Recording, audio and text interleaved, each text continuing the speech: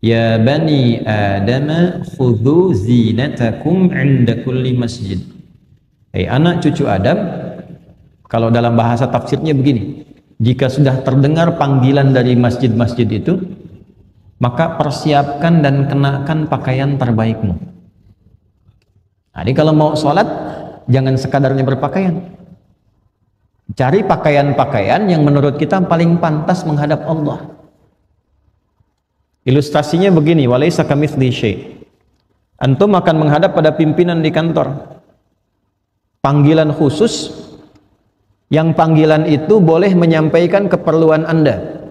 Pimpinan tertinggi. Pasti akan cari pakaian yang dirasa pantas kan?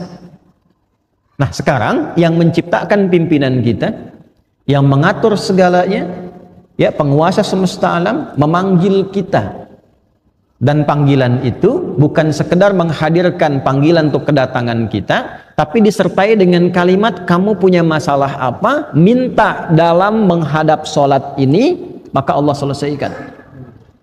Karena itu panggilan pertama sholat dalam Al-Quran yang jenisnya bentuk sholat berupa panggilan itu di Al-Baqarah ayat 45, kalimatnya wasta'inu bis-sabri was-salah. Dan jika Anda punya persoalan dalam kehidupan, terima dulu dengan sabar, lalu datang kepada Allah minta solusi lewat sholat.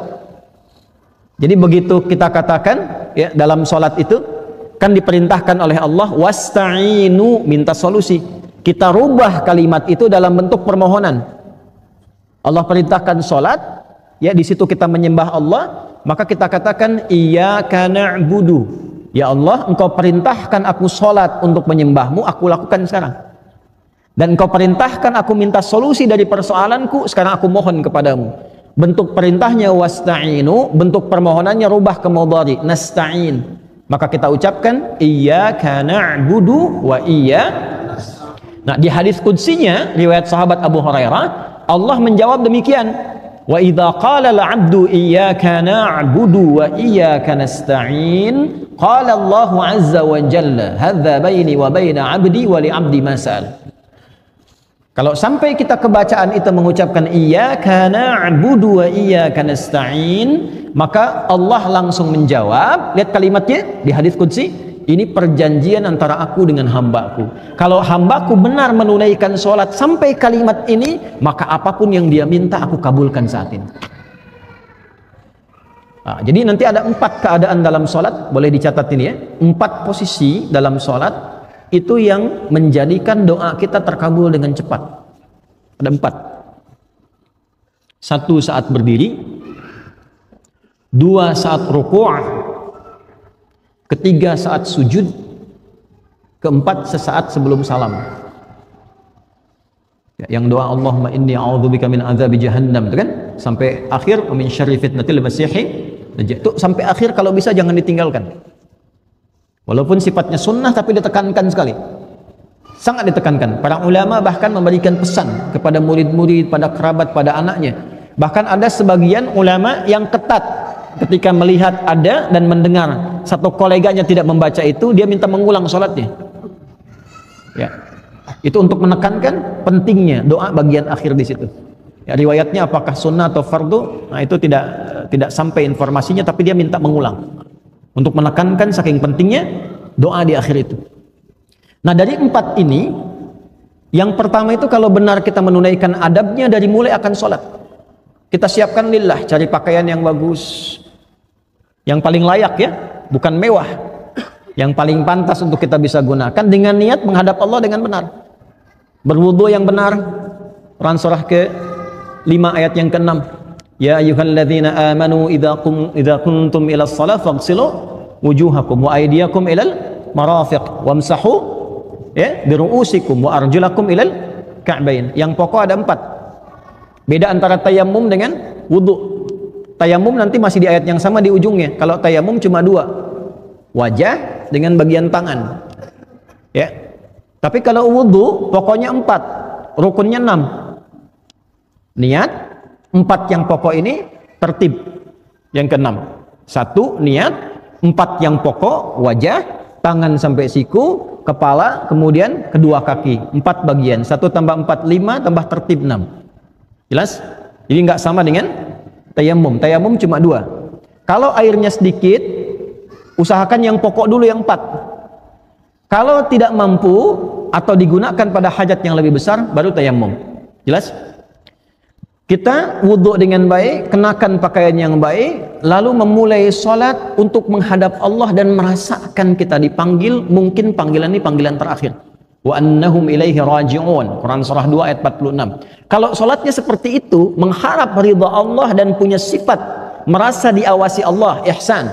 An ta'budallaha ka'annaka tarahu fa illam takun tarahu fa innahu yarak. Kalau dia punya adab sholatnya ingin dilihat Allah, bukan ingin dilihat makhluk.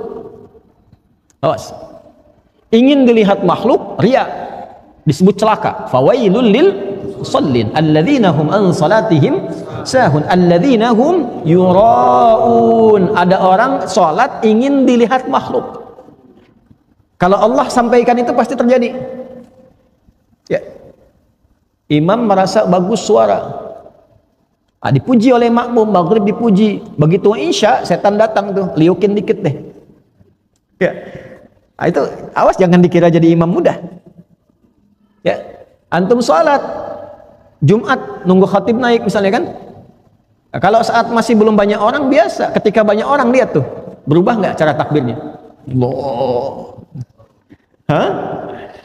Nah, kalau kita bisa jaga adabnya, saya mau ada orang nggak ada orang, yang penting Allah ridha, sifat ihsannya masuk, pakaiannya bagus, adab fisik, taharahnya bagus, menghadapnya bagus, mengharap ridha Allah, itu jaminan pertamanya. Dalam keadaan berdiri dia minta apa, Allah mengabulkan, sepanjang itu kebutuhan hidupi.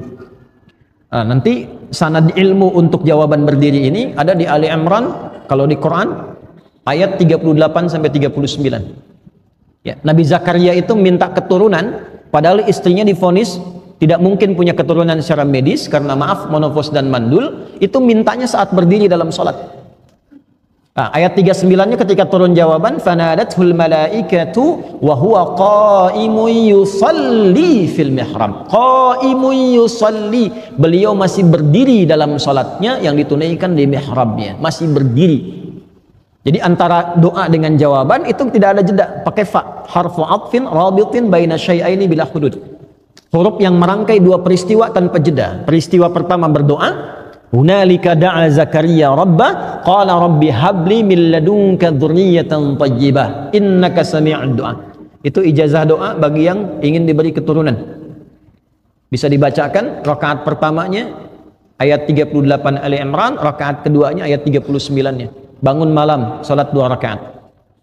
Ya, nanti doanya kalau selesai doa bacakan Quran surah 19 Maryam ayat 1 sampai 15. Kalau belum hafal buka mushaf. Amalan hartanya Quran surah 21 ayat 89 sampai 90, rajin sedekah. 3 amalan. Ya, ini dari Quran langsung petunjuknya untuk bisa diizinkan oleh Allah ya dan diberikan kelapangan mendapatkan keturunan. Nah, itu dipanjatkan dalam sholat dengan adab, berkahnya dapat.